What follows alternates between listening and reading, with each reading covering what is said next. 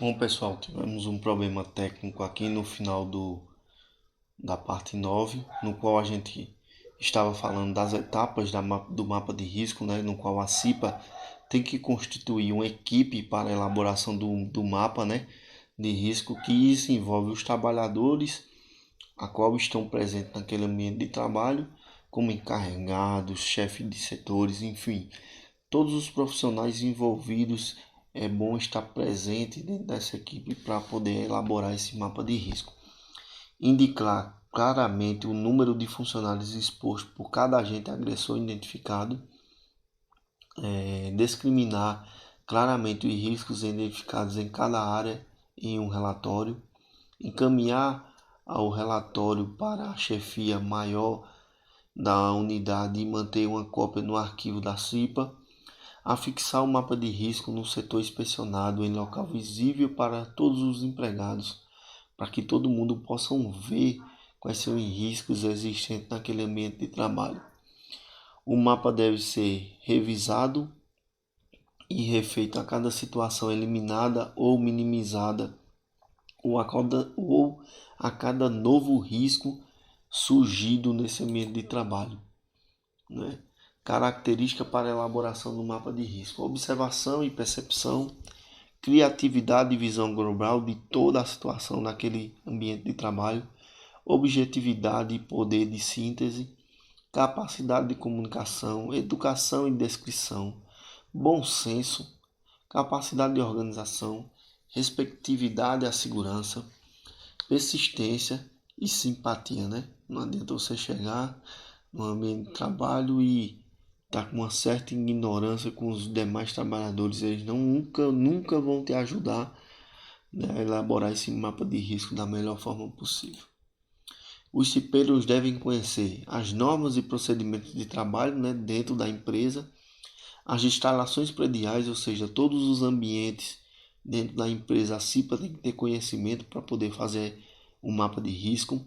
Política de ação geral da empresa, saber como é que a empresa age com relação à segurança, porque não adianta fazer um mapa de risco e estabelecer metas se a empresa não tem condição de cumprir essas metas, né? A organização do trabalho, então tudo isso tem que ser avaliado, analisado, projetado para ser executado, né? E que essa execução seja da melhor forma possível.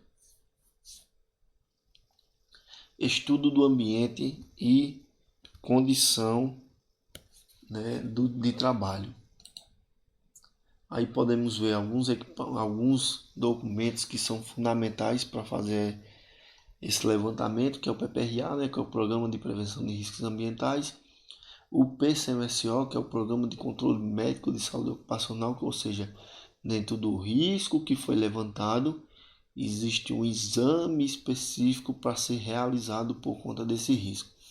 O PPP, que é o Perfil Profissiográfico Previdenciário, né, do INSS, dizendo se esse funcionário ele tem direito ou não à aposentadoria especial, dependendo do agente que ele tiver exposto.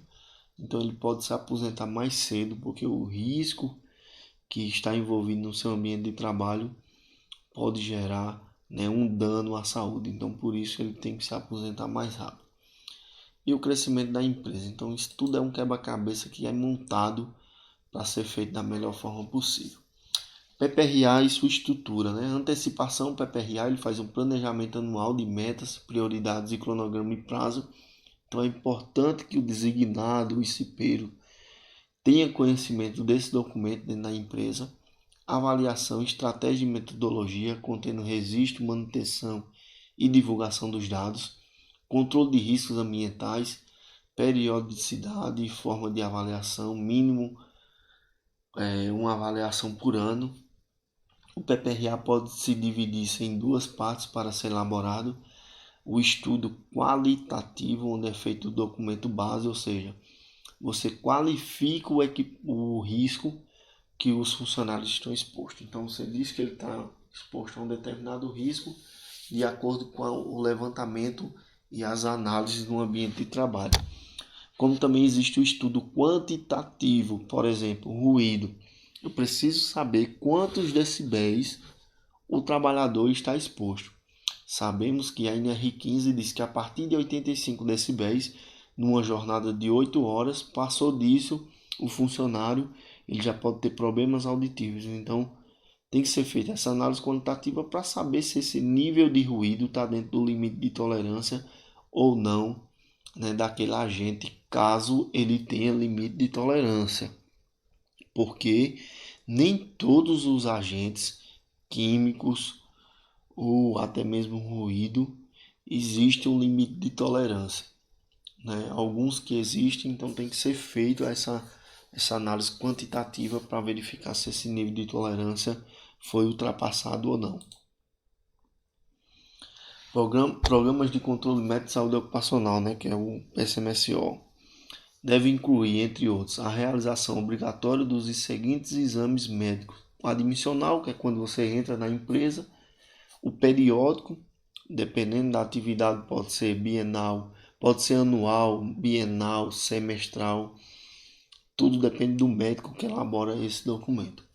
De retorno ao trabalho, se ele passar mais de 30 dias afastados, então ele tem que fazer o exame de retorno. Mudança de função, se ele muda de função, se mudam os riscos, então ele tem que fazer novos exames. E demissional, que é comprovando que aquele funcionário ele exerceu as suas atividades dentro da empresa e durante esse tempo foi comprovado que nenhum problema de saúde ele veio a ocorrer por conta das suas atividades dentro da empresa.